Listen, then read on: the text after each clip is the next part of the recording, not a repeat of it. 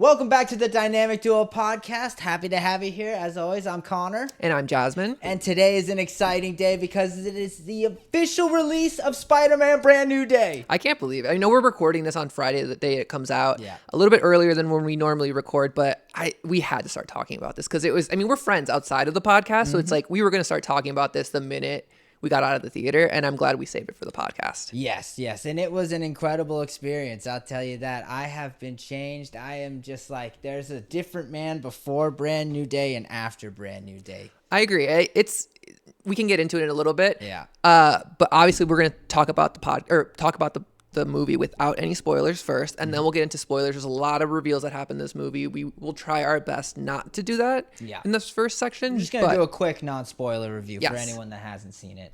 What did you think about Brand New Day? I loved it. The cinematography, like the action, the web swinging, it was all so beautiful and it felt so different from the original Tom Holland trilogy. Like I just spent this past week, like literally the day before Brand New Day, I watched No Way Home and I watched all of his movies and they are really great. They're very special and hold a very like near and dear to my heart. But oh my God, this movie was so gorgeous. It was the most alive New York has ever felt, I think, in these movies. That's one of the craziest things to me is like I was like, if there's one hill I'll die on with Tom Holland Spider-Man, it's that like Homecoming to me was always the most New York Spider-Man movie ever. Yeah.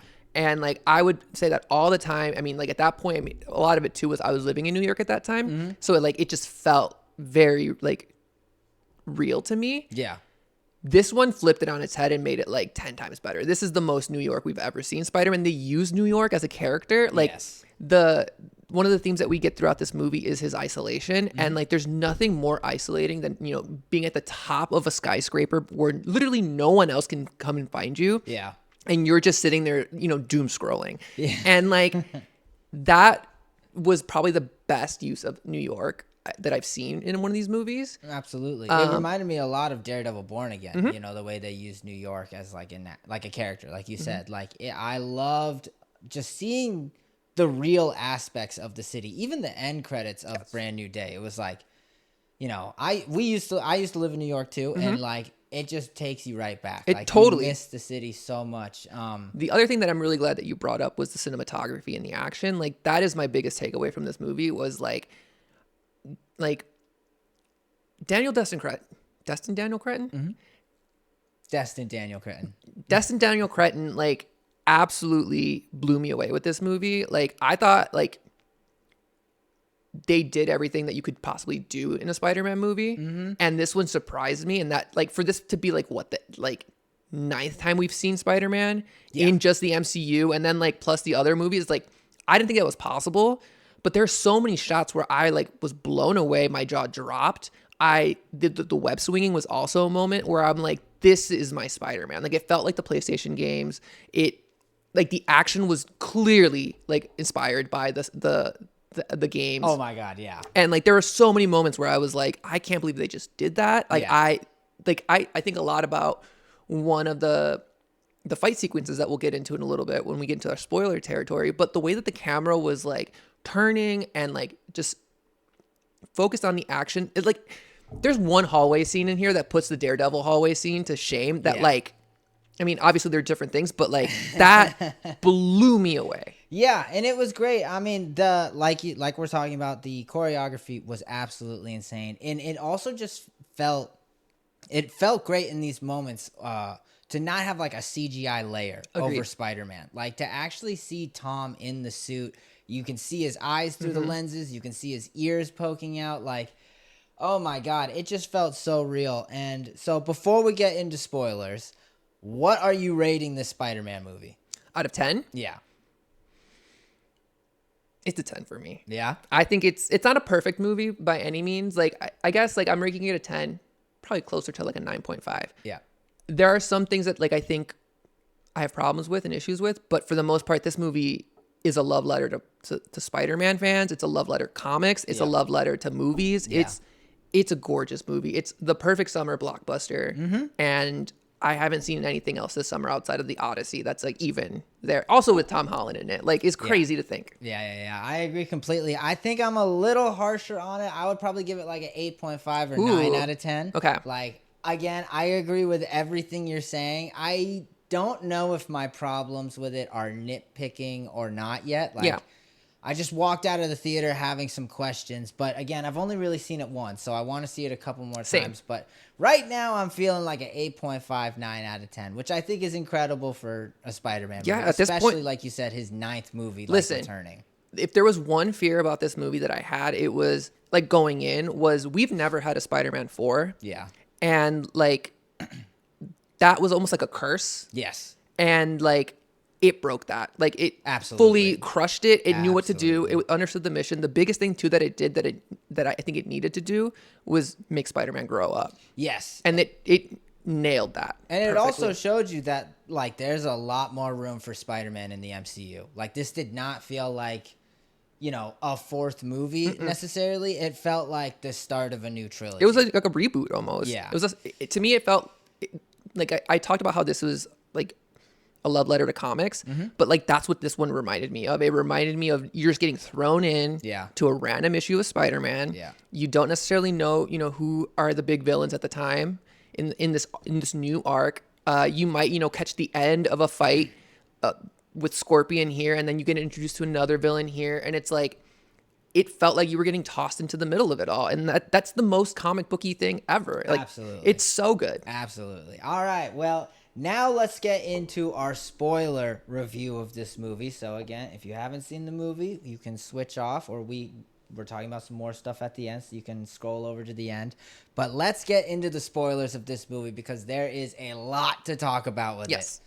Oh my God. I mean, I don't even know where to start. I guess let's start with the start of the movie because Yeah. the way it starts just lets you know we are back. Yes, and like one of the things that like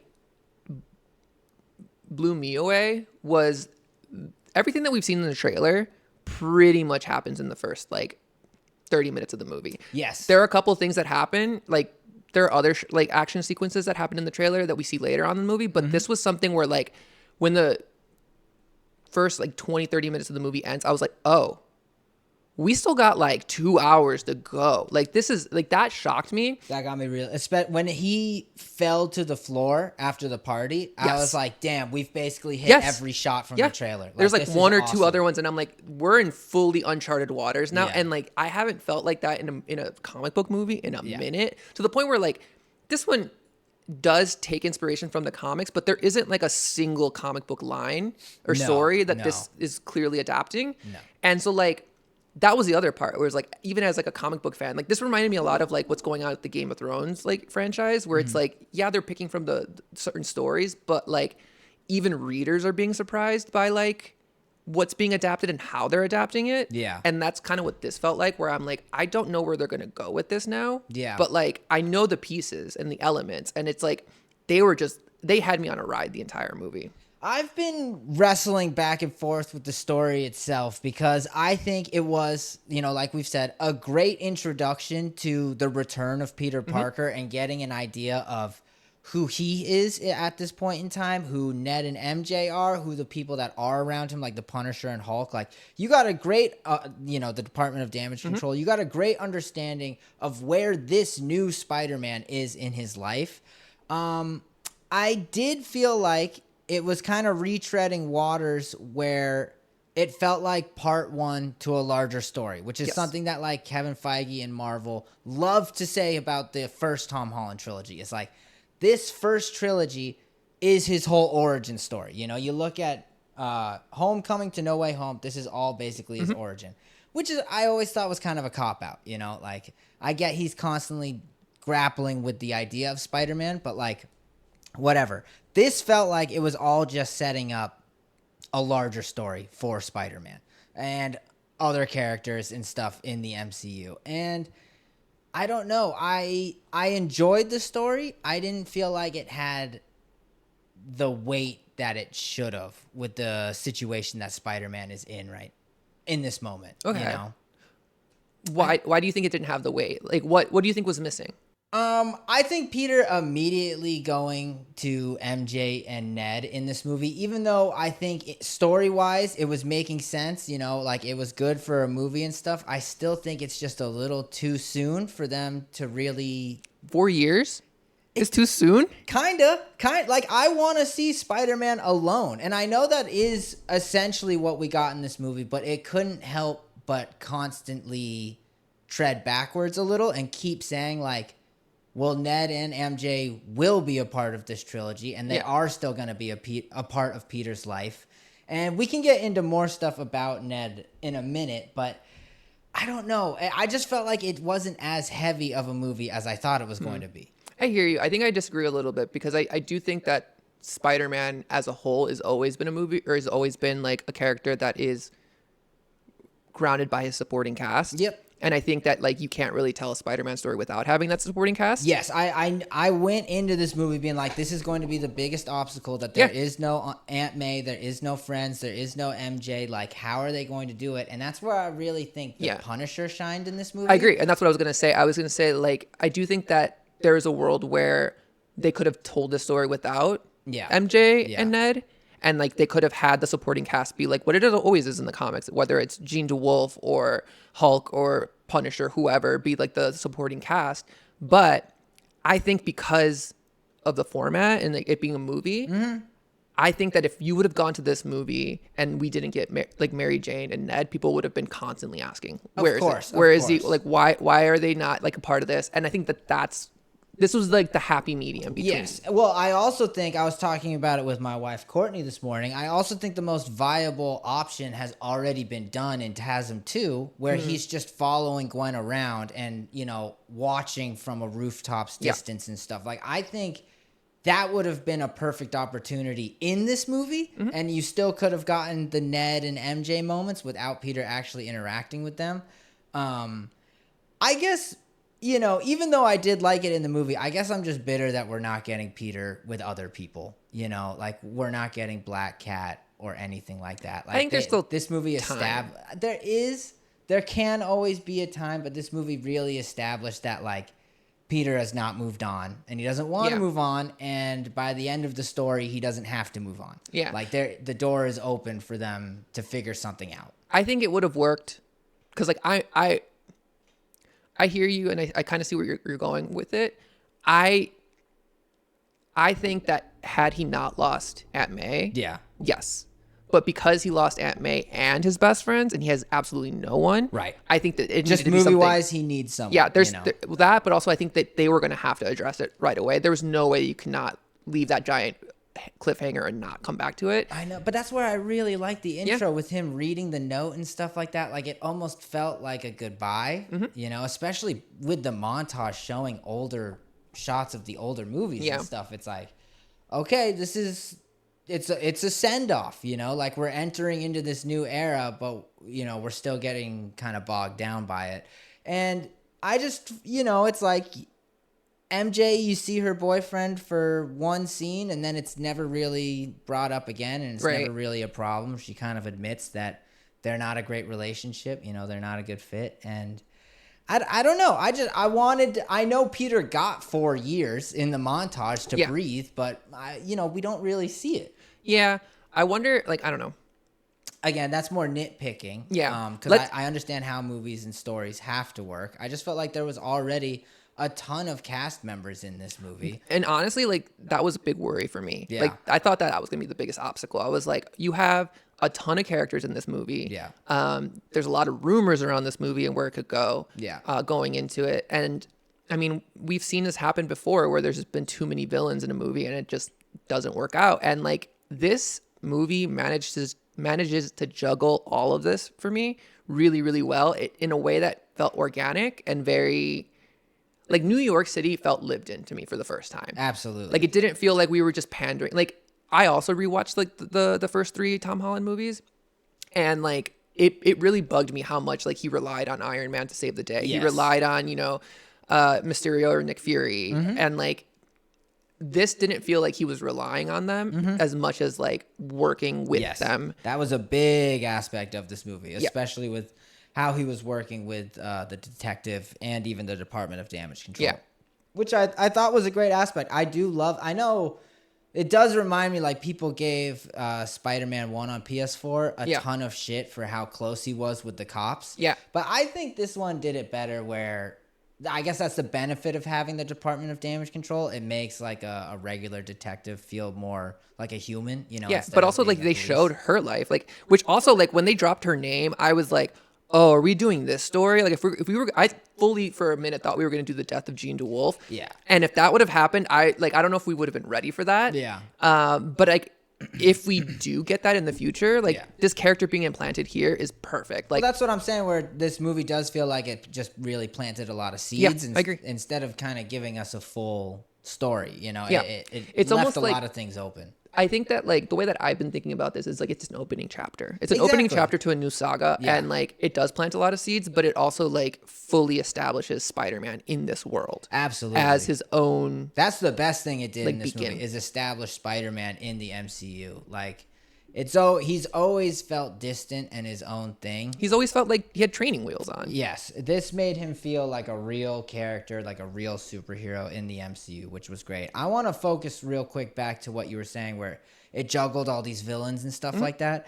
I agree completely, but at the same time, I am a little disappointed with who the actual villain is, quote unquote, and, you know, who the twist is. Like, you know, there were a lot of rumors saying, like, oh, well, we haven't seen Tombstone because Tombstone is secretly going to be in the background, like, pulling all these strings and stuff.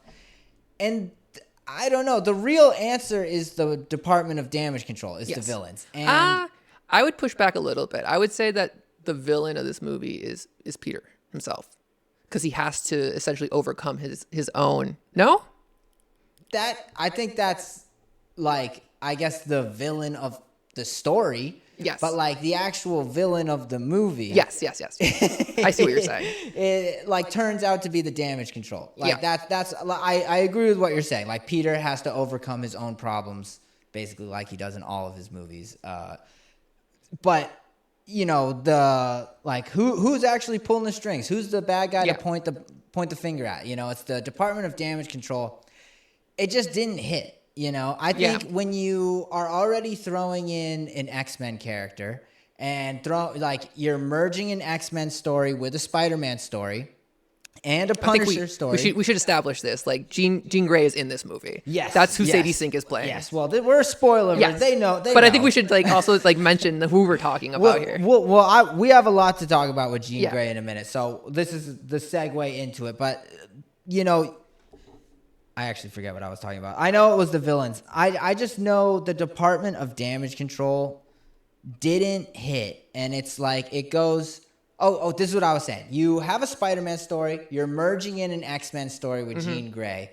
And that's where kind of the Department of Damage Control comes in. We've seen the Department of Damage Control 4 times minimum already in the MCU as established characters, not just background things. And they're always kind of playing the gray area government villains. So as soon as you put the Department, and I mean, like, Destin's last project was about the Department of Damage Control, which we've talked about on here. We've always known that was just set up for Spider-Man, you know? So you see the Department of Damage Control in this movie, you're like, they're obviously doing something shady. Yeah. Like, when we first saw The Vault, when my wife and I saw it, we were saying, oh, Jean Grey's probably behind there. Yeah, you that's know? what I thought. Yeah.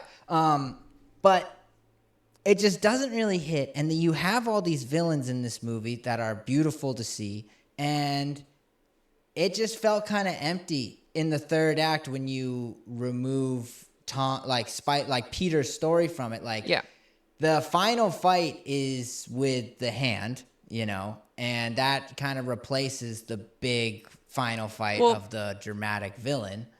Like, I hear what you're saying. Like, Damage Control is the villain of this. I think Damage Control is going to be playing, I think, like you mentioned, there's seeds that are getting planted here. And, like, But not for Spider-Man. no, this is, like, I think this is a wider, like, MCU thing. Yes. And it's obviously going to lead to the Which X-Men. is frustrating. And people gave Tom Holland's original trilogy a ton of shit for being like, he can never just be Spider-Man. And for some reason, this movie's getting, at least day one, is getting a ton of praise when it does it arguably more than his original trilogy ever did.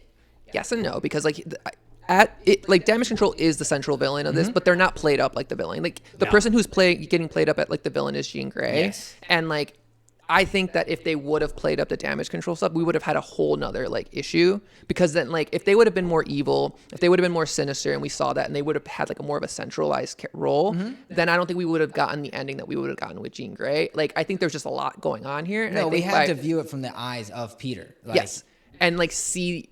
Because like ultimately what it is like the story is Peter realizing, because like yes, he's working with the cops, but he's also working with damage control at the beginning of this movie, and he quickly realizes like, oh, like I can't just trust anybody. Yeah.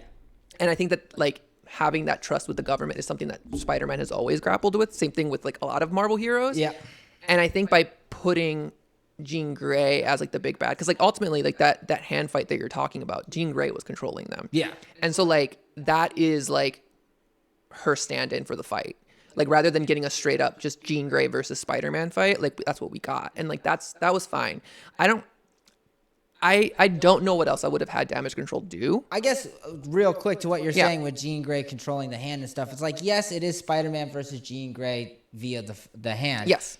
But at that point, you're already rooting for Jean Grey. Like, you know her backstory. You know she's not a villain. And you know her name, so you know she's not a villain. Yeah. So it's like, you already know who the actual villain is. So this fight, while being cool, doesn't have that final fight stakes that normal superhero movies where it's just bad guy versus good guy have. And It's messy. That's not necessarily a knock. It can be a plus. Like, I think the way we're talking about it right now, like where you just said it's messy and stuff like that, I think that is a benefit to the story and stuff.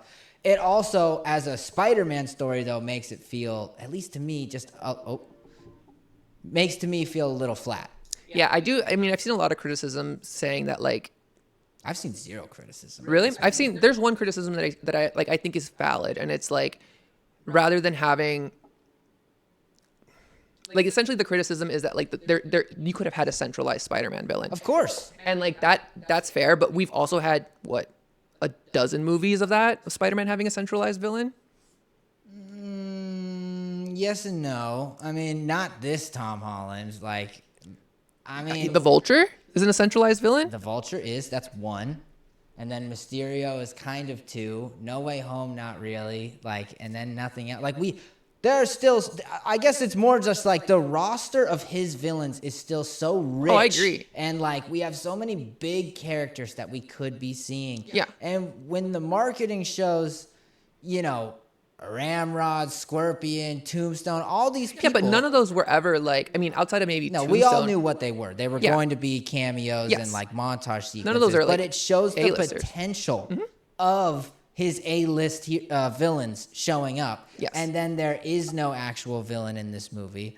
It made me feel a little empty, you know? I get that the villain is, like you said, Peter going over his emotional thing, and it's like you can't trust people. It's all his gray. mutation, his Jean whole Grey, like, yeah. you know, it's all a gray area. But I don't know if I really like that in a Spider-Man story when it's I disagree. when it's also so obviously a backdoor for the X-Men, you know? Like, I think yes, it is, but I mean, see, I've seen that criticism a lot too, and I disagree with it because like I think a lot of people are upset that like the last like 30 minutes of this movie turns into a Jean Grey movie.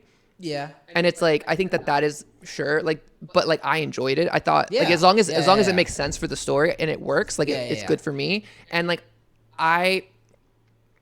the thing that I struggle with is like this is what the MCU has done. Yeah. Like throughout its entire like history. I mean, like we got Black Panther in Civil War, and he got his own pretty much like introduction there. Yeah, but he's in it for like 10 minutes tops. Yeah, but he's still like Same with Spider-Man. Spider-Man is in Civil War for like 15 totally minutes. but like tops. you get an entire origin story on Black Panther. You learn about his lineage. You learn about why he's after the Winter Soldier. I mean, like That's fair. That's fair. you learn a lot about who this character is through that movie, and then you get his own solo movie like that. Yeah, but you don't get his backstory in Civil War. It doesn't stop and do a flashback. His dad dies in the Right, movie, but that's part of the like that's part of his origin. That's also part of the Civil War story, though. Like it's moving the story along. Jean Grey doing a flashback of her daughter, of her sister getting ice raided is just stopping the story. Like, I don't agree with that because you're getting her motivations for what she's doing in the current story. of course, but yes, you're right. But what I'm arguing is, one is a flashback, one is part of the present. Like Sure. seeing T'Challa's dad explode and there's a terrorist attack on the UN, that's part of the Civil War story and Sure. adding to the drama of it. And, the characters are also witnessing it and stuff. Jean Grey's backstory with her sister does just turn it into a Jean Grey plot and is only for the audience. Like, it's not really doing anything for the actual story. I mean, it is doing stuff, Which for is the story. being harsh. Like, it is doing but stuff for the story. I hear what you're saying, and it's not technically doing anything for Spider-Man's story, is what you're saying. Right. And especially I feel like with this being his return to Spider-Man and stuff, I feel like this movie could have been just a little more focused on Spider-Man. I don't know how I really feel about the backdoor of the X-Men, and I'm going to segue this into Jean Grey. I loved Sadie Sink as Jean Grey. This is, to me, at right now in this moment, not Jean Grey. I disagree. There is nothing really screaming Jean Grey about her to me. From the way she uses her powers, to the color of her powers, to them changing her backstory, to know X-Men, to know Professor X. This is just an angry telepath in this movie, and it's just to plant the seeds of the X-Men. And the way Sadie Sink plays this character as like a on the run whatever, which is totally normal. I can't see her in a normal X-Men suit now. Like this Are you girl, kidding me? I'm like more excited to see her as an X-Men now. So am I, but what I'm saying is like how cold her character is in this movie. I don't want like a pessimistic Jean Grey. Like, I think, okay, a couple different things. I think one of the issues that a lot of the general public, because like I've also seen a lot of people complain about this online and being like, that's not Jean Grey. And I'm like, I disagree. If you've read the comics, she is that powerful. And I think that that's something that you needed to introduce. Not denying I understand. No. I know. But I'm saying like that's something you introduce where you show how scary this is. Yeah. Because the thing that we haven't established in the MCU yet is why people fear mutants. Right. Like if you're going to introduce the mutants, the biggest theme is that people are afraid of mutants and like they want, there's prejudices against them, but and just compounds, blah, blah, blah, blah, blah. By telling this story and showing Jean Grey, because like the thing is like you said it's not Jean Grey in the comics. Like in the comics, the reason she goes to Xavier, like Xavier essentially puts telepathic blocks on her because at the beginning all she can do is telekinesis. She can't do any of the telepath stuff. She literally cannot control it. Right. This is a story of Jean Grey without Professor X yet, and in the comics, like she doesn't go to like she doesn't bounce around. Her parents are actually pretty supportive of her at first. Yep. And like, I lost my train of thought, but essentially she gets brought to Xavier's to get help. Yes. Right. This is a story where we get the reverse of that, where it's like, what if your parents aren't supportive about it? And then you're on your own. It's you and your sister. Yeah. Your sister is now your Xavier figure. She's trying to teach you how to control it. Yeah. But like there was a couple different lines in there in the movie where they're talking about how she bounced around from like psych ward to psych ward. Like that's what happens to someone who doesn't have that guidance and someone who can help you control and get that power. And that's what it's essentially what it's doing is it's showing us why Xavier is necessary in this world. But where is he? I mean, we're not there yet. I agree. Like, there's a world where he could have wheeled out at the last minute and like whatever. But I do like the fact that she doesn't need a man to help her. Like her sister comes in. She teaches her how to start controlling it. We also don't know how much, like how long she's had her powers here. Yeah. We don't know what the consequences are. And like she's alone. She's a runaway. Like that's an X-Men. That's a mutant. Mutants. A lot of these mutants are running away. But there are a ton of X-Men who have like actually gone through that, and that's part of their origin. Like Jean's really just has two. It's like she either kind of willingly goes there with her family and he puts the psych blockers on her, or there's the more recent one where it's like she causes or watches an accident and with her sister, or with her friend, and it causes her to freak out, and then Professor X comes and grabs I think that this is just like a substitute for that. Yeah, I don't know if it was that great though. Like it really, I don't know. I don't know what it was. I think it was the way she was introduced in this movie, like the actual scene where she's in Peter's apartment. Like I feel like that kind of fell kind of flat. And then really, I like that moment. And that moment made me cry. Wait, which moment? Of with her May. In the apartment? With May? Oh, no, Oh, no. okay, I'm okay, talking okay. about from the trailer where she's got Oh, the yeah. hood up and everything, and she's Yeah, just yeah. exploring Okay, Peter's different. apartment. Like that was, I was like, whatever. yeah, that felt like a very whatever moment. Like even though it's supposed to be your first time kind of seeing her. And I don't know. It just wasn't hitting to me that this is Jean Grey and like the mutants and X-Men are Well, coming. I have a question to ask you then. Yeah. Because I think a lot of the takeaway, because like I said, I've seen people criticize saying this isn't my Jean Grey, and I wonder how much of your Jean Grey, like identity of who Jean Grey is based on like one of the most exhausting tropes of Jean Grey, which is like she's always the damsel in distress. No. I'm not thinking damsel of distress. I'm honestly thinking optimism. Like when I think of Jean Grey, especially early Jean Grey, Yeah. she's the one uplifting the group when they're all kind of feeling whatever.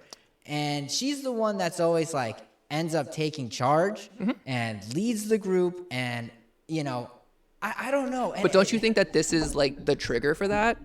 I Like that's hope- how we I do that's how we hope so. get that. I do hope so. Because like But that's the where whole I feel theme- like that's where the back door of this comes in, where it's like I Yeah, don't know sure. if I really liked like. But like the whole theme of her in this movie is that she's alone and she's isolated, Yeah. and like the solve is the X-Men. She Yeah. joins a family, and then the themes of found I family. would hope so. Yeah, hope so. like that. To me, it seems like the dominoes are going in that direction, and like the fact that we got a version of Jean Grey that's not, like help me, like whatever, yeah, or yeah.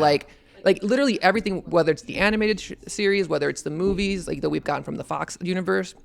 Like Jean Grey is that to me was always not Jean Grey. No, I mean the X-Men '97 I love just for showing how strong she is. Yeah. But when she's like the damsel, no, like I've never pictured Jean as the damsel in distress. Like she's like what writers try to make Invisible Woman today. Like they make her very.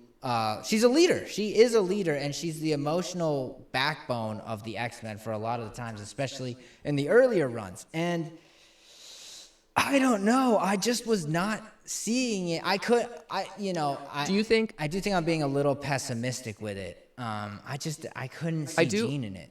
I do want to go back to the thing that you pointed out about her killing, like the car accident with her friend. Like that is a core aspect of her origin story.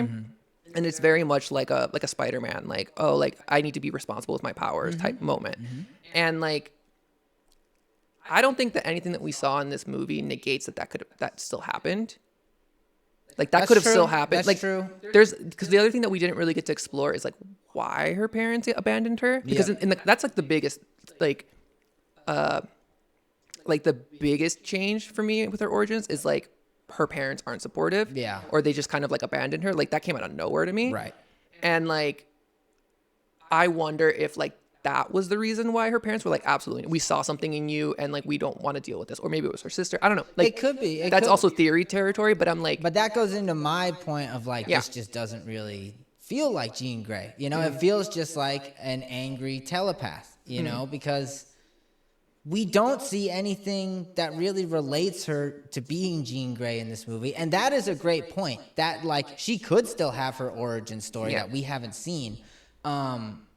but I think that's like, because the other thing too is like they never use the word mutant in this movie. When they do the reveal, when it shows the file that says Jean Grey, how did your audience react? Because our audience was dead silent. Really? Yeah. Mine was loud. Our audience was silent the whole movie. Oh, I got a lot of like, oh, like oohs and ahs, like, I wish we got that. and some people were like cheering. They were like, yeah, I knew it. Like I heard it all. We got nothing in our Really? theater. Yeah, and it was a That's a full bummer. theater. Like Same. no one cheered. I mean, there were a couple cheers in the very beginning, but very quickly it died out. Oh no, like and- mine was full of cheers the entire movie. Yeah, it was basically me and this like old man sitting next to me who just kept being like, "Oh my god, this is awesome," But I don't know, like that reveal didn't really hit.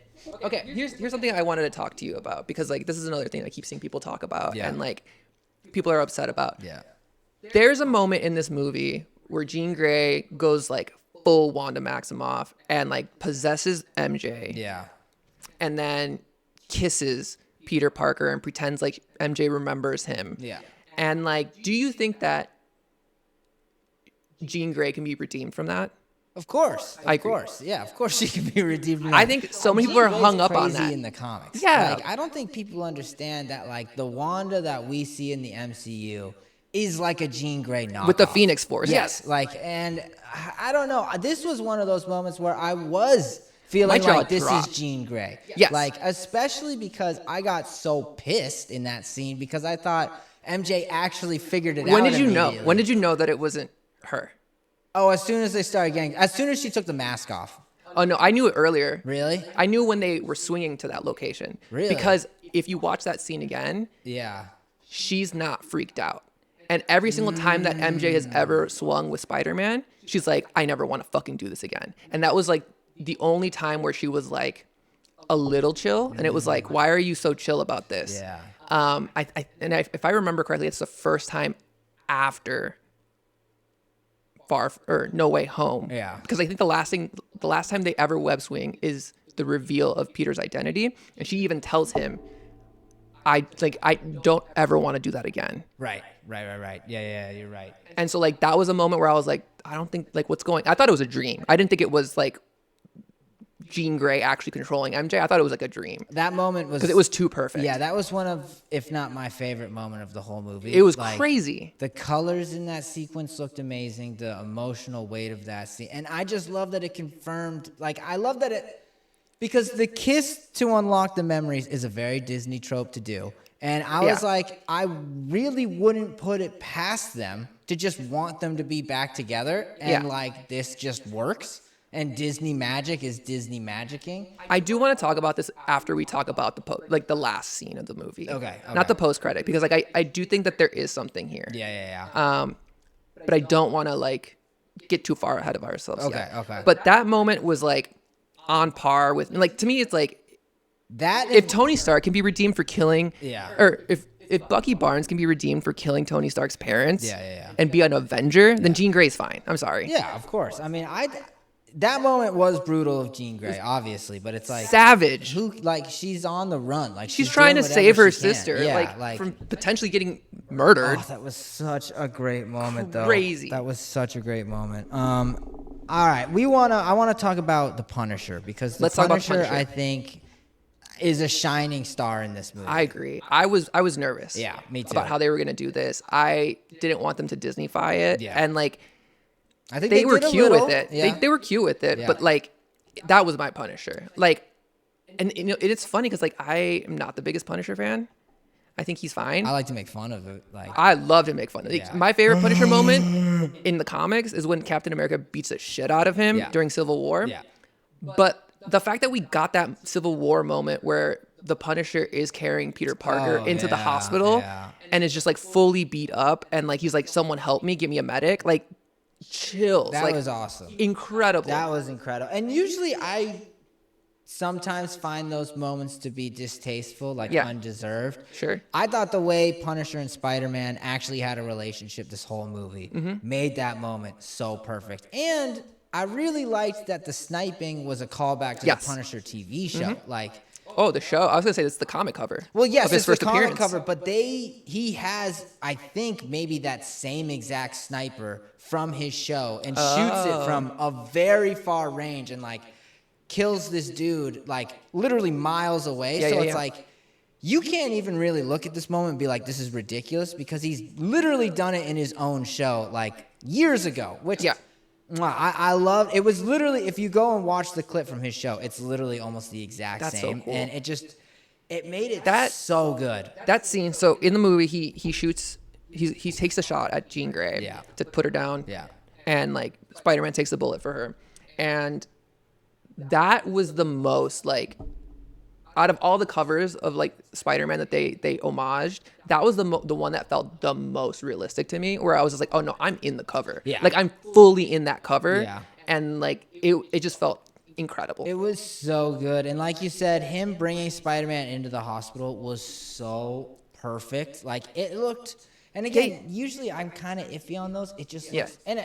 I think what makes it better is in Civil War, Spider-Man has that awful Iron Spider Yeah. suit. So it's like, you know, we get an even better, more comic accurate version than the actual comics, which is so funny. And it The just other- looks so good. They also just like, it felt like they knew each other. Like Yeah. they felt like coworkers. Like Yeah. they felt like they've had this long relationship. Yeah. And like That's have known each where- other for years. Yeah, that's where I have to be my annoying nitpick Oh for a no. second. Okay. Like, Tell me why. it's insane whiplash if you watch the Punisher special presentation and then watch this. Yes. Like, from it's fucking I'll push back on it. brutal. I'll push back on that because I do think that a lot of what the Punisher goes through here is like similar to like in the comics, like he looks up to Captain America. Yes. Yeah. And like I think that like this was in the arc that he kind of goes here is that he goes on in this movie is him like Spider-Man essentially making him a better person. Yes. And like the fact that Spider-Man can see the good in him Mm-hmm. and is like pushing him to like bring the good out. Yep. Like Frank sees that and he sees it even more. Like that's when we get that moment where he's in the window dancing. Right, which is just insane. Like Yeah, if I but I think- if I was Daredevil watching this, Yes. I'd be like, "Are you But fucking?" that's what kidding? I was gonna go back to what you were saying is like, yeah, it is like whiplash because you do get one more kill and then you get Yeah. this and it's like, oh no, like he needs a Spider-Man in his life. Maybe I like have media illiteracy, which I totally could have, but I kind of watched the Punisher special and walked away being like, "Oh, this guy's more brutal now. Yeah. Like he's angry again. Like Yeah. he wants I vengeance." think they're two sides of the same And then in coin. this, he's literally wearing the Spider-Man. Yeah, I know. Like, They did not have to have that voice, like the cut when he's inside the actual hospital room and you hear his voice. no, it's Disney. got the biggest laugh. Disney handed someone just a fucking data bank of every single like Punisher noise that they Yeah. have on file and said go crazy. Yes. Because the amount of like and Just like, grunts it and- was yeah. so ridiculous. And I love that they keep that trait in him because Yeah. it's one of my favorite aspects of this Punisher. Like I was kind of saying this earlier. I wish we had the but beard though.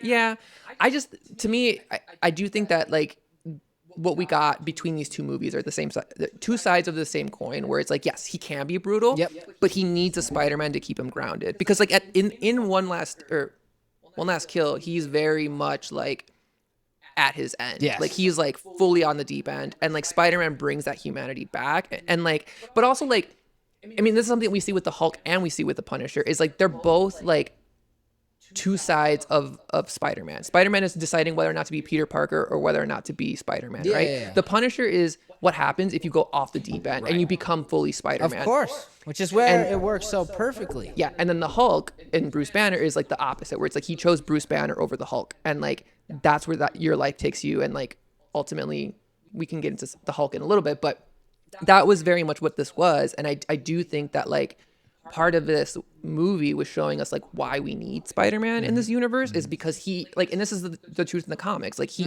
is the heart of Marvel Comics. Yes, that's where they nailed it. With that's this what they- movie. yeah, they nailed it here. Yes, they absolutely nailed it. I just, again, with that nitpicking, it's just like tonal whiplash, like seeing who Frank is in Yeah. One Last Kill or the Punisher special, and then seeing him in this, where he can just be a little more soft and like more endearing. It's weird. Like it hurts your bread. It hurts your brain to think about his special and then him in Daredevil. Yeah. Where he's so hard struck. Like when he was smiling in the hospital and said, "Oh, like we're friends," basically. Yeah. All I could think about was when he chained up Daredevil to the roof and they had a full 30-minute, hour-long argument about. I life was thinking and the same thing. morality. Like I was thinking a lot about his relationship with Daredevil throughout this movie. Yeah. And it cemented the difference between Spider-Man and Daredevil for me. Yeah. Where Daredevil is like a lot more brutal, is a lot more grounded than Spider-Man. Like Spider-Man is so optimistic that Yeah. even Frank Castle can't like chain him up to a wall and like try to give him one of those lectures because he knows he's gonna lose. Right. It's insane. And I think out of every other character that was in this movie, like supporting villain, everything, I think Punisher is the best supporting role in this and movie, that's- hands down. That has to be chalked up to their chemistry. Like Tom Absolutely. Holland and John Bernthal like are clearly best friends, and like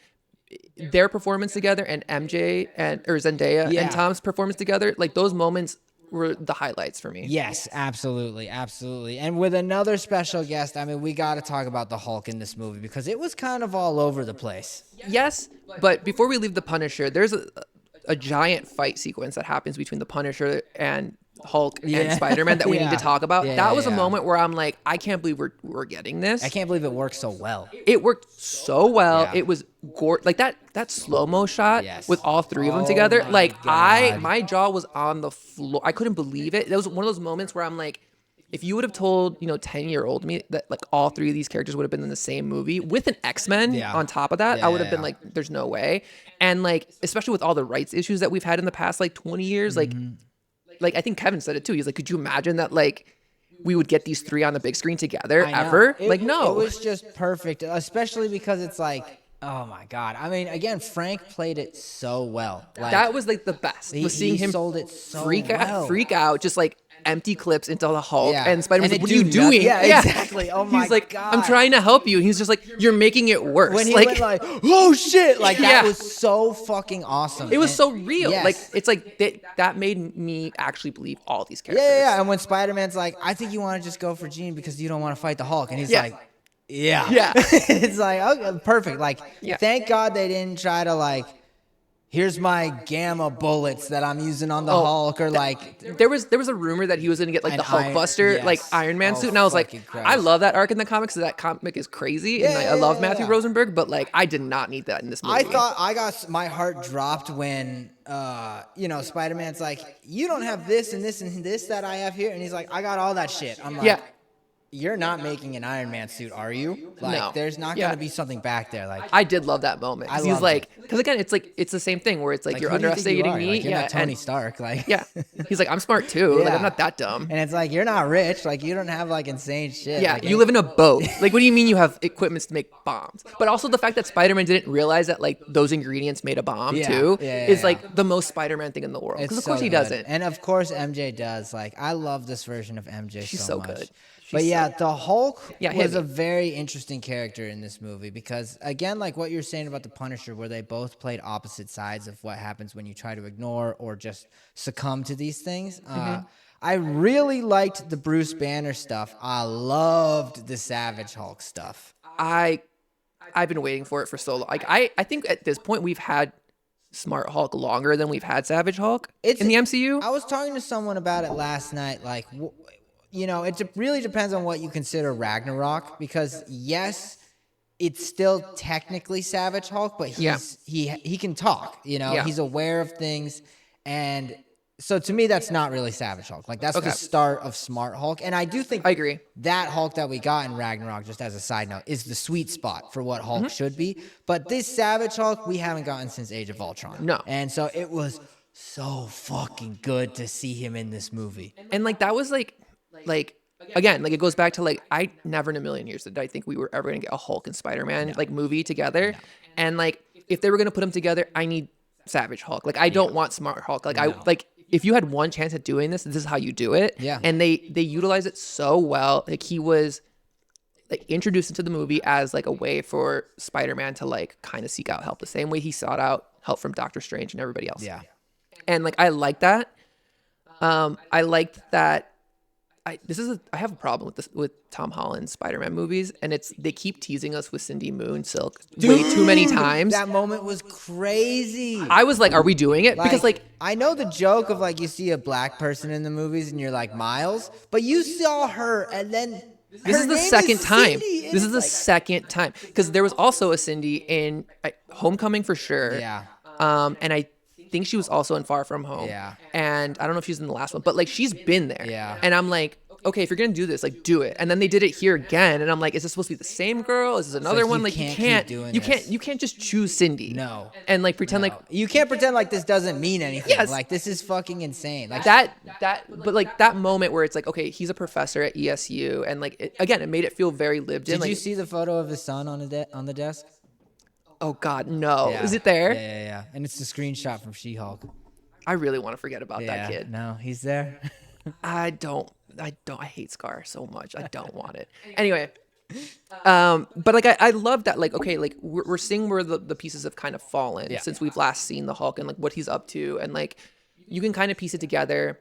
I like that he played a small mentor role here, but not like the only mentor. Like he was. I like that they could talk as equals almost. Yes. Like that was really great. When they're it doing, had like, the walk and mentor talk. thing, and then when it kept having moments of Bruce being like, this guy's much smarter than I thought. This guy's Yeah. much smarter. And then it eventually just hit that moment where it's like, let's just talk as equals real quick. And, Yeah. oh my God. Okay, so this is something I wanted to talk about because, like, when we get the final fight, when we get the full, like, Savage Hulk, right? Spider-Man beats him. He falls off a building. I have two problems. One, we never get to see what happens to Hulk. Like, that's literally it. Like, he never returns in the movie. And I'm just like, there's a loose Hulk in Manhattan. Last time that happened, it was a big mess. No, they show Bruce getting wheeled out off. Oh, yeah, they and do? he's on a stretcher, and he's like, "Did I hurt anyone? Did I hurt anyone?" I don't remember that. Because I saw a couple people being like, "So is Bruce just in a mental hospital now?" But I think he was just being sent to the hospital and getting checked Probably. out. But the other thing, too, is, like, so before he falls, Yeah, he kind of smiles, and it's like, I thought we were gonna get that moment. okay, I think it still can be that moment. So Yeah, in the comics, me too. Hulk recognizes Spider-Man because he's a different person than Bruce And Banner. it's essentially in the comics, it's essentially the same situation where everyone has forgotten that Spider-Man is Peter Parker. Yeah, and Hulk remembers. Yes. Now, we kind of get this moment where he smiles and falls off after Peter's like, I'm your "Hey, it's friend." me, it's Yeah. me, it's me, it's Peter, whatever," and he kind of smiles and like drifts off. That's how I took that moment. Yeah. And like we don't know if it's recognition or like something else. And it could be like cuz I also think that Bruce Banner is smart and like when you go back to that moment where they're having the walk and talk and he's like, "Oh, this kid's a lot smarter than I think." He's trying to figure out like who this guy is.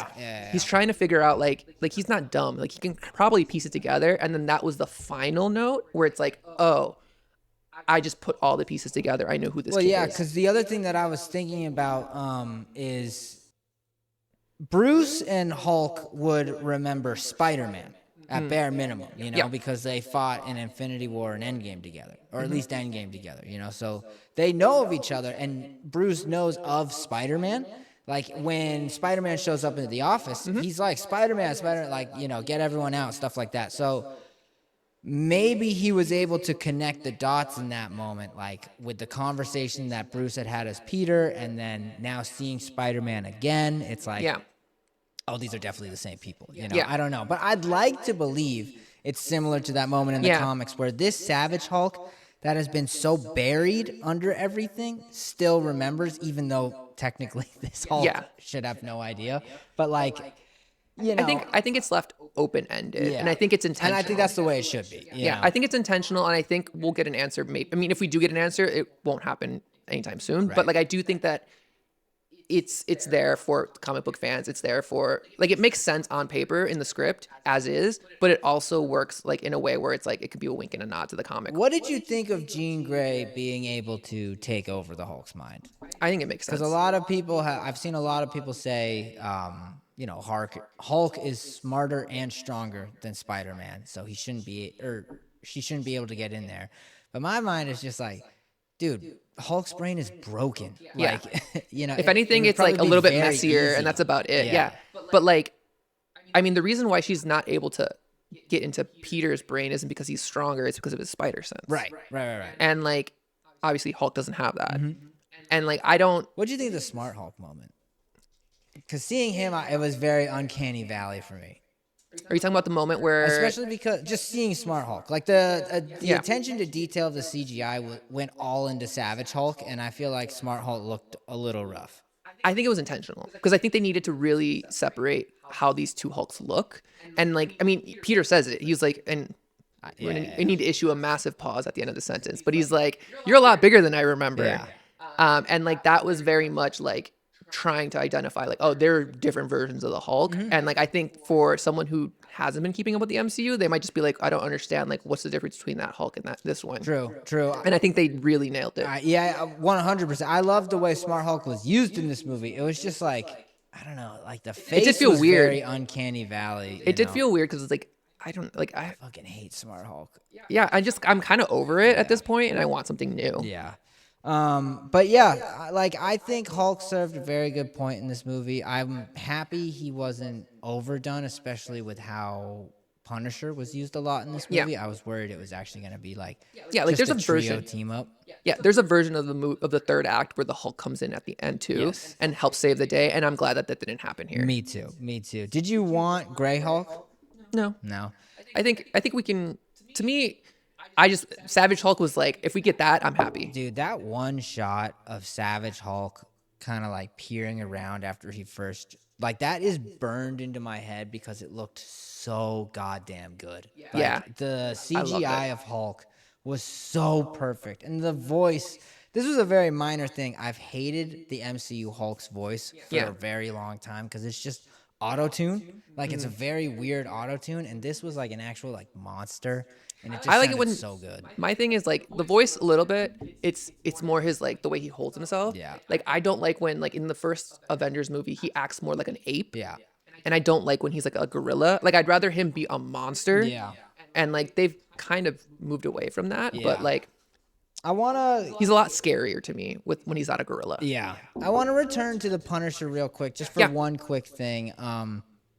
We had made predictions last week that Spider-Man was going to kick the can. He was going to die in this Yeah. movie. And when that happened, I was wondering, is this the moment? Like, I thought it was. Is Punisher actually going to kill Spider-Man? Okay, so there is precedent for this. Mm-hmm. Like in when the Punisher first appears in Spider-Man. Yeah. He does shoot him. Yeah. And he's working for the Jackal. He shoots him and he like pretty much like regrets it. Yeah. I'm trying to remember. I haven't read this book in forever.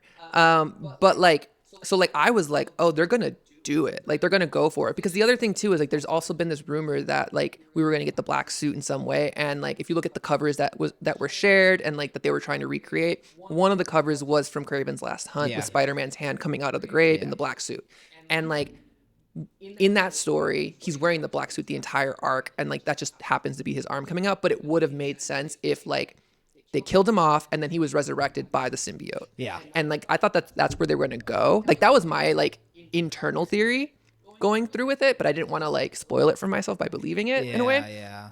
And I thought for sure, I was like, oh, they're actually gonna, and like they had a whole montage sequence after the shot happens and after he goes to the hospital where it's like New York City is he loving dead? Spider-Man. Yeah. And I'm like, oh, they're going for it. And like I genuinely thought they were gonna do it.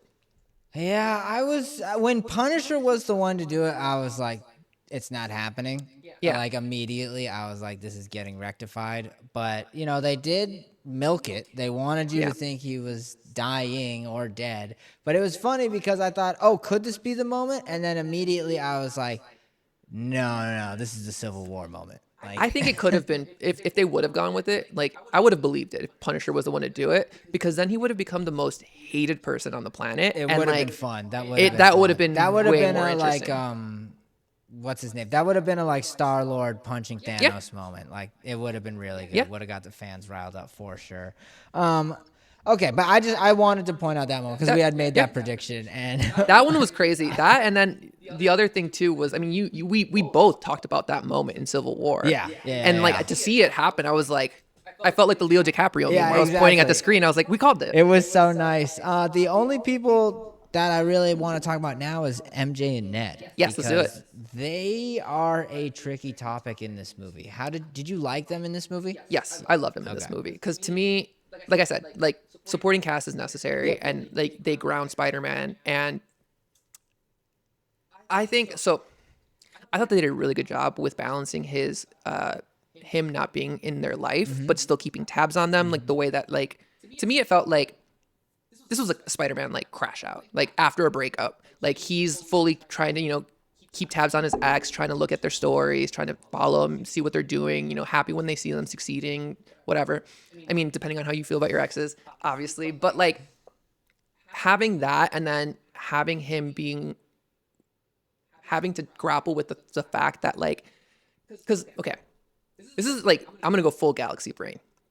But one of the things that like is a massive theme in this movie is making decisions for other people. And like how that's not your responsibility, or that you can't, that's not what you're supposed to be doing, right? Like Jean Grey does something to Peter Parker that like Peter is doing to both of his best friends. Yeah. Like Jean Grey is taking away MJ's Choice. not just trust, but like agency Yeah. as a person. Yeah. And like essentially walks in her shoes and makes decisions for her. Spider-Man is doing that to MJ and Ned in this movie by not telling them, the thing that they did. Like the only difference is that like when Spider-Man in No Way Home decides to make the decision to erase everybody's memory, like he does go to like MJ and is like, hey, I'm gonna do this. Yeah. But the crux of that is, fine, you can do it, but you have to come and find us afterwards. He is making a decision for the entire universe, telling them that you're no longer allowed to know who Spider-Man is. Yeah. And like that's not his call to make. And it's not his call to withhold that information after the fact from both MJ and Ned. Right. And like that was, I thought, a really great way of like having Peter be forced to confront that idea. Yep. And like have to grapple with, because like the entire time he's thinking like, oh, their lives are better without Spider-Man in it. Right. And it's like, is that true? We don't know. And he won't know until he talks to them. And when we see those moments where him and Ned are like, reconnecting and like playing, like that made my heart swell. Like I love seeing that moment. Yes. And it was like, yeah, like you guys are all better together. Right. And like he's putting those pieces together. And like same thing with MJ. It's like they just work like so well. Like the fact that like she pretty much confronts him and is like, do you want to make this genocidal like eugenics chip that is gonna like keep this part of you away from who you are? Like that's who you are. Like you should embrace it. Yeah. And like he wouldn't have gone to that without her probing and asking these questions. I know. I agree completely. I think they were played so well in this movie. My only minor complaint is I would have liked to have maybe one movie without them, but I think the way they were played in this movie was absolutely perfect, especially because it's a real timeline. Like we haven't seen these guys 4 or 5 years, and now it's like it's been 4 years since Peter has really seen them. So we're all kind of in the same boat in this movie with Peter. I really don't have anything negative to say about them. I think it's so great that they were able to confirm there are no memories in these guys' heads. Like it is gone. I don't know if I really believe it yet. That's like, my thing. I think Gene We'll get is into trying to mess with him, or maybe was just being mean in that moment. But there are certain things that happen in this movie that make me think these memories are still there. They're just lying dormant or something like that. Yes and no. Let's talk about the end. Okay. So the movie ends with a cliffhanger, like it does, like almost all these Spider-Man movies end. Mm-hmm. Peter Parker approaches Ned, and they do the handshake, and Ned remembers it, and then we get like a little solid like Peter. Yeah. And like movie cuts to black. Yeah. What's your interpretation? No, I want to hear yours first. Okay. My interpretation is, and this is just the optimist in me, he remembers. Okay. And I'm For willing any to like, particular reason, or I think that the muscle memory thing like is real. Like I think that like that is a memory that they have. Like just because he forgot who Peter was doesn't mean that he didn't build that muscle and like have that. Right. And I think that by unlocking, like I think that was a thing that like the way I'm choosing to read it is that was the way to kind of circumvent it. Yeah. And like it forces Ned to be like, why do I know this? Do I know this person? And then like really confront it. Yeah. And then I also think that there's also the theory that like he heard the name Peter when MJ said Peter, when Peter was in the Spider-Man suit. Right. And so Ooh, that's a good one. a lot of people think that like he's just like piecing it all together and being like, oh, this is Spider-Man and his name is Peter. And like he's piecing it together. I think that could still work. And I think that he's piecing it all together and being like, oh, I know that this is my childhood friend and it's also Spider-Man, like, or at the very least knows that there's something here. Yeah, those are both really good theories. Court, did you want to step in and tell your theory? You sure?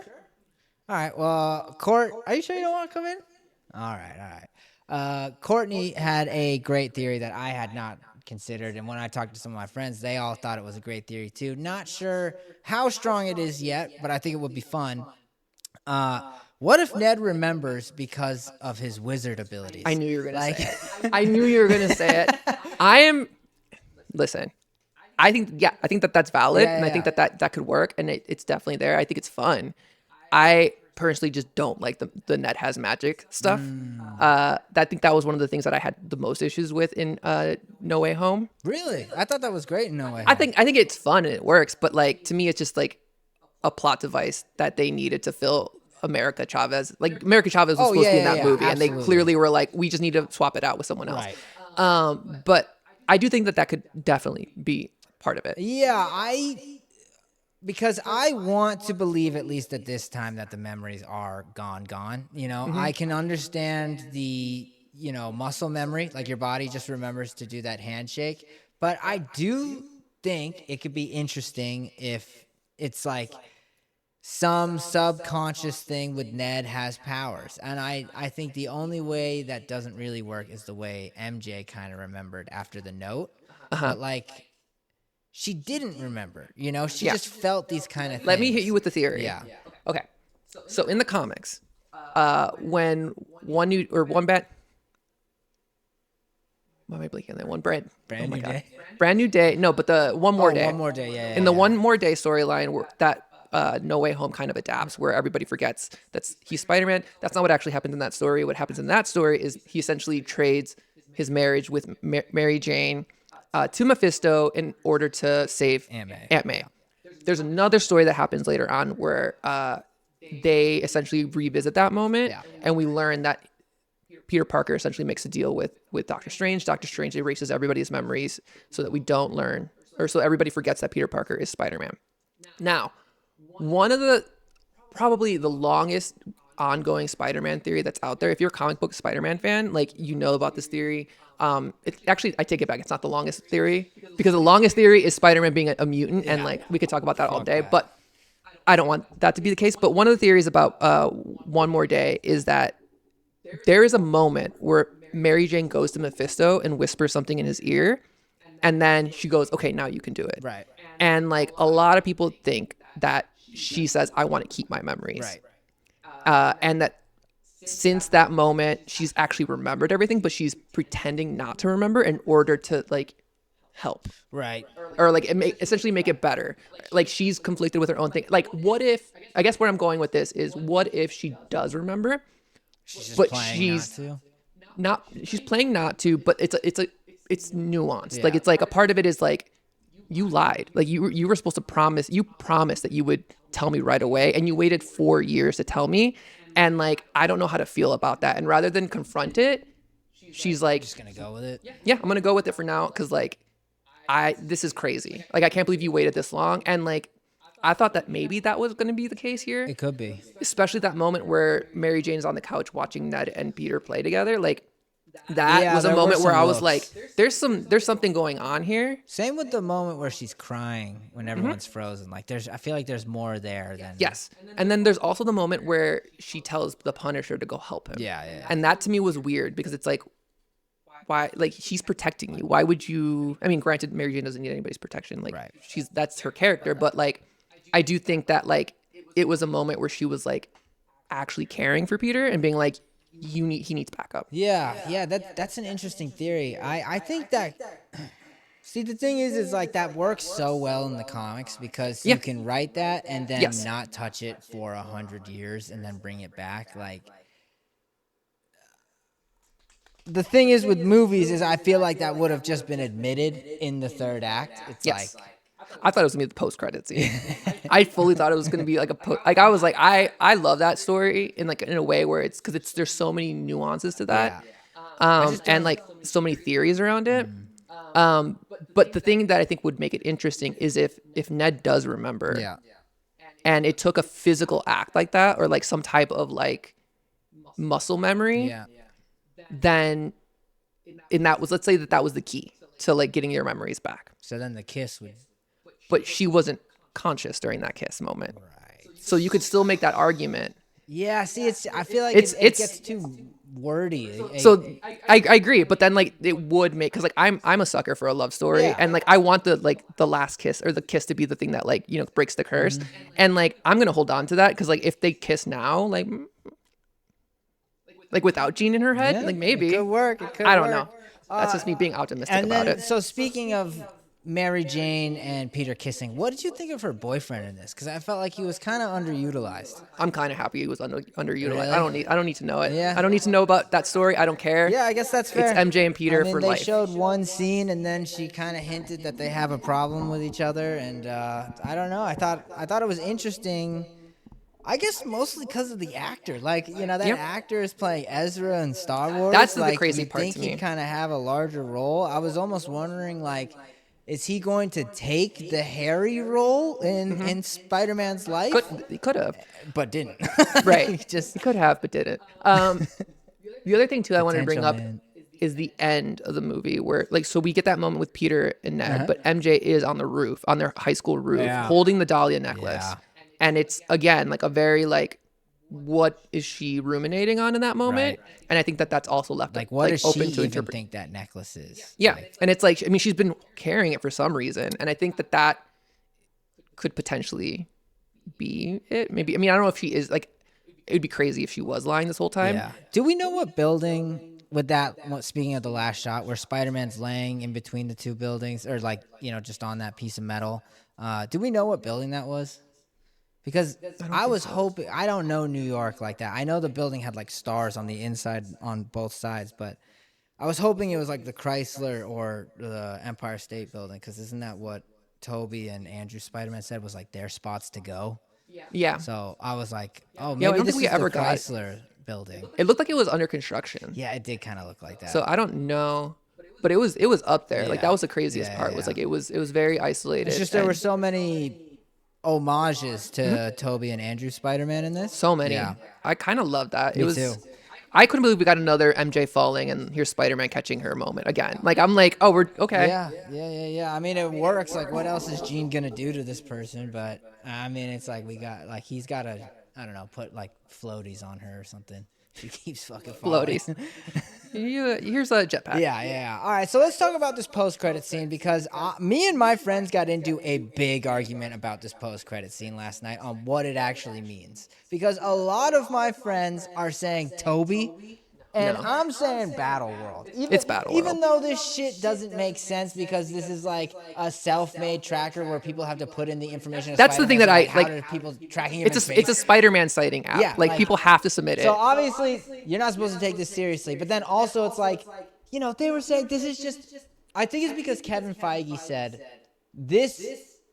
the post-credit scene of Brand New Day leads directly into Doomsday.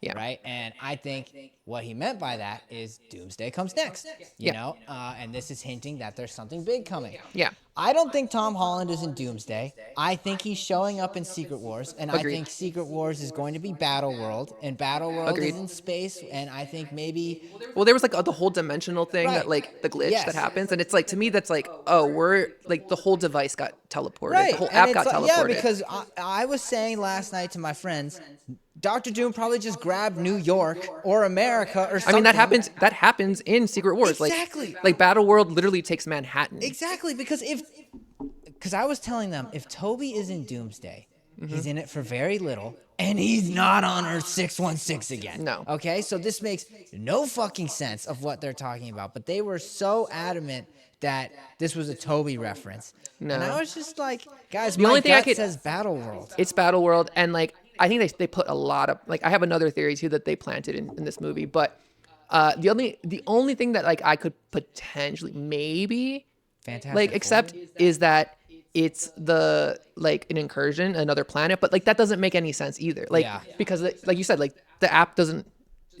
Yeah, I mean, No, you're it not doesn't make supposed any- to think. I can only imagine you're not supposed to think about it that hard. Honestly, what it like the thing that I've gotten the most from people Mm-hmm. is like people have been texting me since the movie has come out, and like the number one thing that they're asking is why is Spider-Man in space? And I'm like, okay, if that's the thing that like an average movie going like fan is picking up, that's what it probably is. Right. And it's like, yeah, Spider-Man's in space. The next movie that we're gonna get is Spider-Man in space, and like, And that's Secret Wars. Like, yes, I agree. Couldn't agree with you more. I was getting so frustrated about it because I don't know, they were just so adamant that it was a Toby thing, and I was like, No. guys, you're not gonna see Tom until Secret Wars, so you can watch this post-credit scene anytime until he comes again in Secret Wars.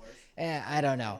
I'd I- love to know what our audience thought, because I feel like to Me too. us it was so obvious that it was Secret Wars. Like, this is our Yes. first time talking about it, and we both immediately agreed Secret Wars. To me, it was Secret. It was Battle World. Like that was the first thing I thought And of. I don't know why they would promote a different Spider-Man in Tom Holland Spider-Man's like post-credit scene. Right. But I think like the other thing too is like Sony isn't gonna like why? Yeah. Like I don't know. The other thing that solidified the Secret Wars thing for me was, I think we've like, the first 15 minutes of the movie, we see him printing out a costume, and I'm like, that's how we're gonna get the black suit. Exactly. That's Like exactly it even how looked the like Goop. Yeah, It looked like Goop. It looked like Goop, and I'm like, oh, we're gonna go for the It did the look like silly comic book And I like feel like a origin lot of of it. maybe I'm being ignorant, but I feel like a lot of people just remember the black suit as a Yeah. symbiote, which is totally fine because it usually is. But in the original It was just Secret a Wars, suit. it was just cloth and it was Yeah. just a black suit. And it ended up turning into Goop. Yeah. Like it ended up revealing itself to be Goop Right.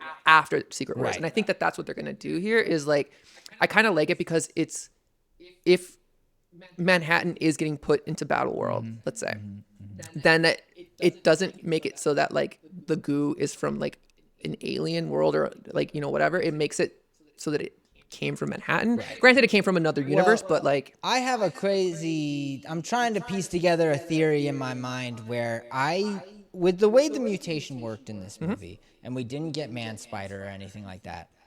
kind of happy we didn't. Me too. But I'm wondering if this is misdirection and it's the symbiote.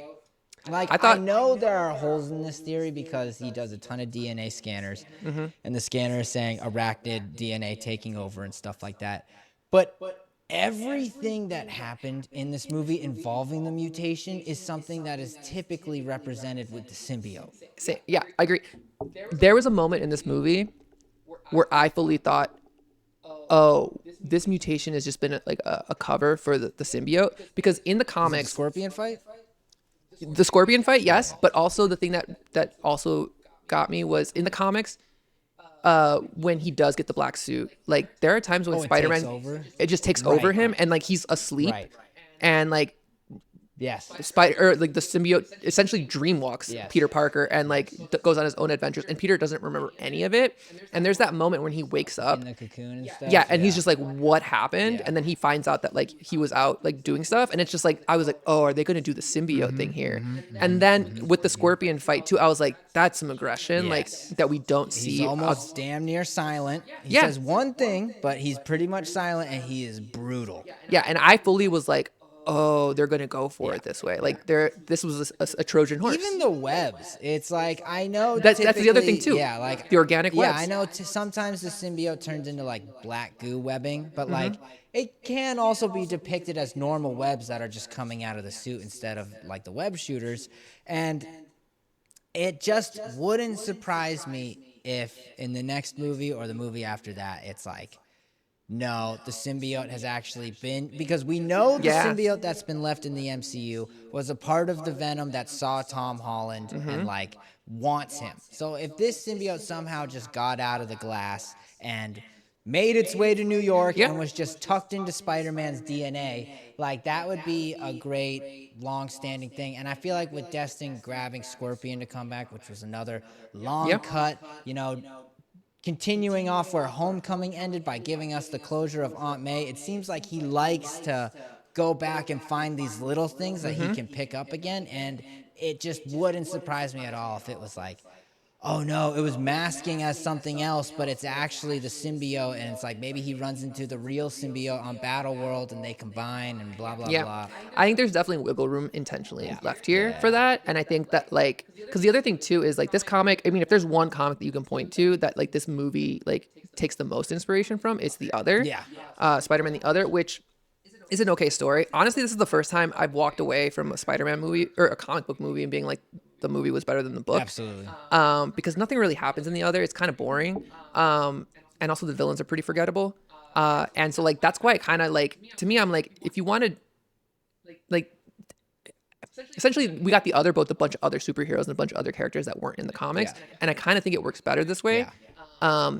But seeing that and like, I don't know where I was going with it. I lost my train of thought with it all, but essentially like, I do think that there were a lot of moments that they decided to make very creative choices where they can like leave it up to interpretation in this movie, but also like not pigeonhole themselves Yeah. as they continue building this next Well, legacy. It's interesting because I had heard, and who knows if these are real and stuff, but they were reports that like they had done test screenings and Man Spider was supposedly in the movie. Oh, really? Or like hinted towards it, and the test audiences fucking Yeah. hated it. Like seeing Spider-Man with multiple arms and stuff like that was just too much for the test Yeah. audience. So I could see them saying like, okay, we can't do this Man Spider route. Maybe we can kind of close it off here, and then it turns into the symbiote. Because the fact that this movie ends with him with organic webbing and everything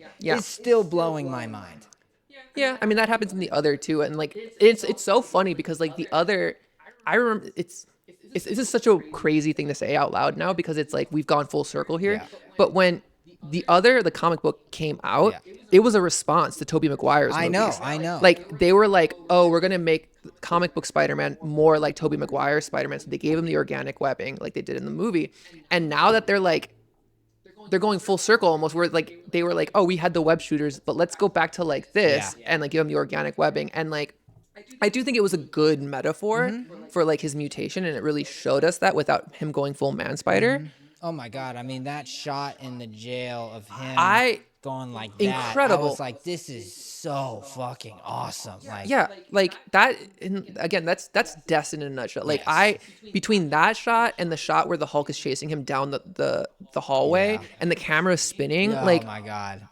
like that is how you do a Spider-Man movie. Like Like even the smaller shots of he like runs up the wall with the hand, and now it's on the ceiling, and the camera's like following him. It's just like, oof, this is so awesome. and it was just him flexing, and like I love that for him. Like Was this the first Tom Holland? No, you know what? I had asked someone yesterday, but this is really like Tom Holland's first like car chase scene in his Spider-Man movies. Like we technically got one in Homecoming where he's following the Shocker, but like this is where it's like he's following a tank on another person's car. that web swinging, like oh my god, that web swinging felt like the game to me. Like it felt like the PlayStation game because it was like it was literally in third person. Like I was like, this is unreal, and like that was probably some of the best web swinging we've ever seen in a Spider-Man movie. Absolutely. I mean, I'm gonna have to watch it a couple more times, Same. and then I want to watch TASM 2 again because I think that might have the best web swinging.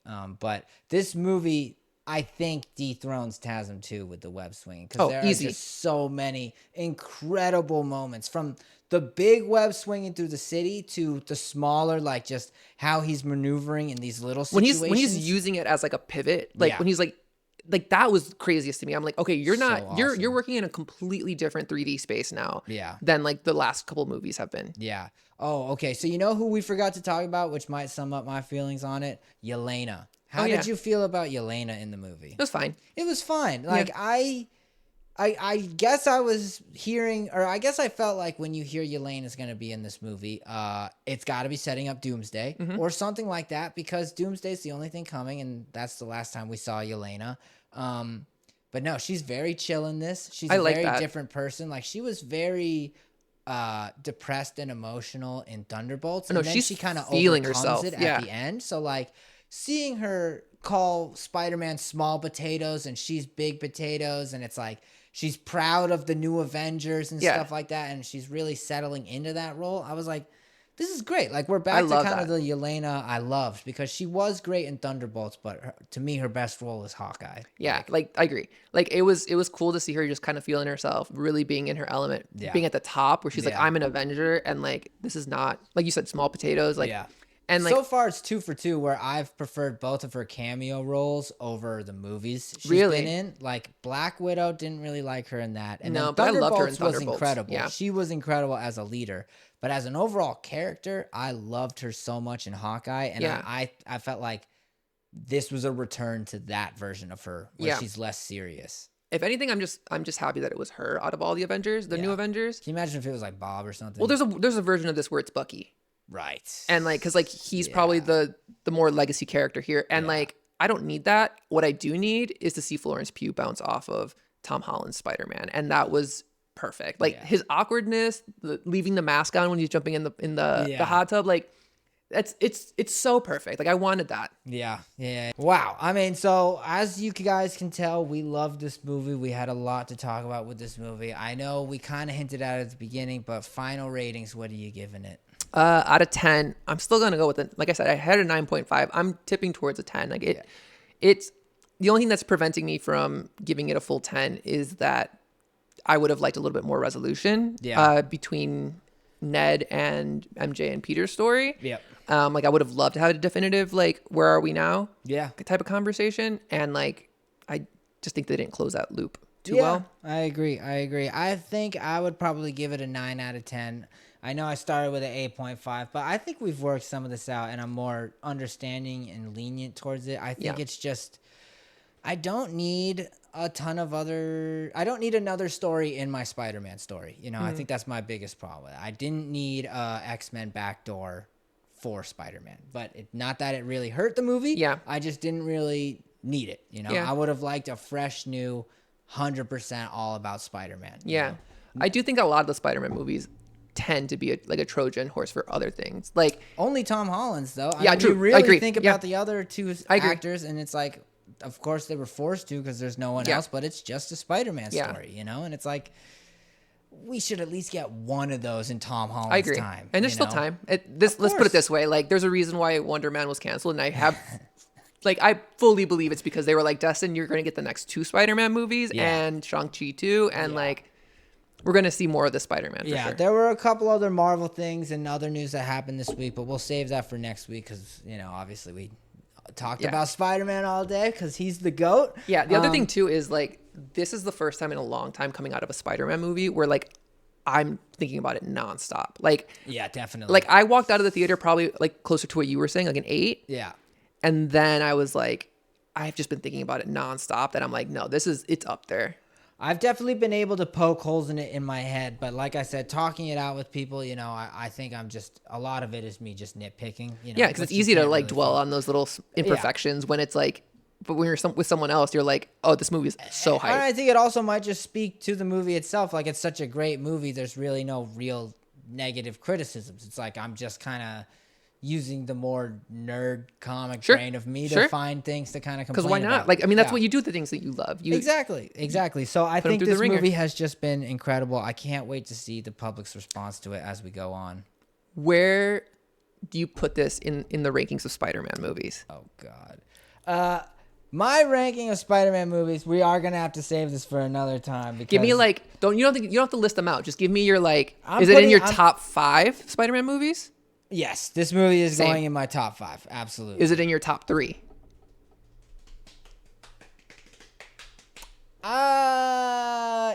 It might be 4. I don't know if it's 3. 4? It's in my top 3 for sure. I'm wrestling between this and No Way Home, honestly. Honestly, it's a number. It's really interesting because like for me, like the only movies that I'm wrestling with it is I don't know if I can give it the 2 spot yet, the number 2 spot. It's not getting my 2 spot, no. Because like, I'm curious what your number 2 is then. Because like, the only movies that I would put above this one, are the very first 2 Spider-Man movies.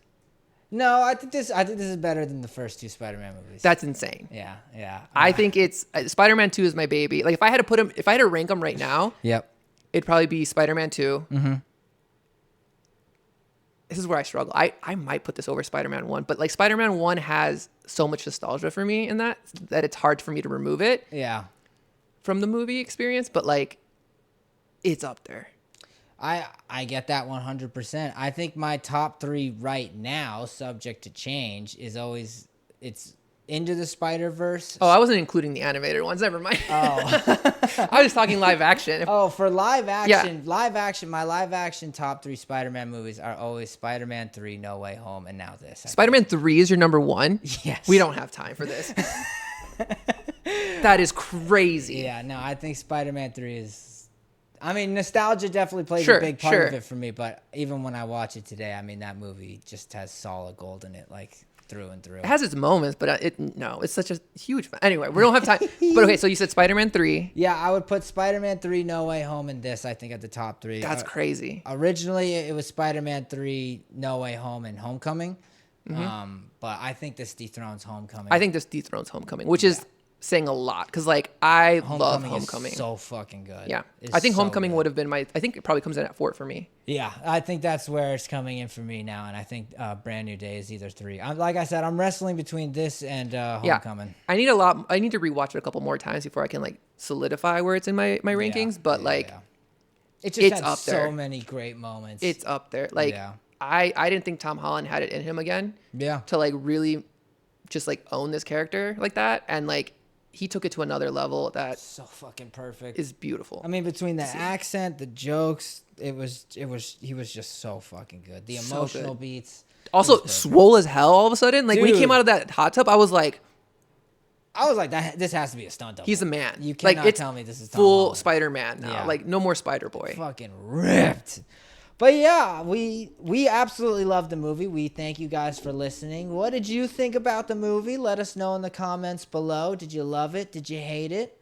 Do you think Connor's wrong about having Spider-Man 3 at number 1? Because I do. Let us know in the comments. No, we'll do our ratings. If you guys give us enough shit, we'll do our full ratings of the Spider-Man movies next week. Sure. Yeah, sure. Sure. I'll tell you what, Tasm's at the bottom. But thank That's you for guys sure. so much for listening. We really do appreciate it. We love seeing you guys in the comments. We love seeing you guys everywhere. And it's been such a great week with Spider-Man here. It's been 5 years and he is back. Let us We're know so what you back. think in the comments. I've said that a million times. But actually, because I want to talk about this movie in the comments. with We people. want to Like, talk let's- about this movie. So let us know what you think in the comments if I haven't said that yet. But thank you guys Where? so much. We'll see you in the comments. Bye. See ya. Spider-Man 3 is at your top. You're like my brother. This is why we get along. You're literally my younger brother. I've just fully come to terms with that now. Like he's also like he loves that movie, and I'm like, you're crazy.